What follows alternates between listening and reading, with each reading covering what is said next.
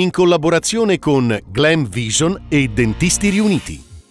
È stato trovato senza vita Fabio Trevisani, il 28enne di Live, stravolto e sepolto in una valanga sul Gran Zebrù. E disperso sull'Adamello, ritrovato dopo 5 mesi il corpo di Ziriat, localizzato con l'aiuto di unità cinofila in un anfratto roccioso coperto di neve. Niente accordo economico per il Capitol, provincia in stallo. Dove finiranno i migranti? Preoccupazione per la Fersina. La provincia non dialoga, il tempo stringe.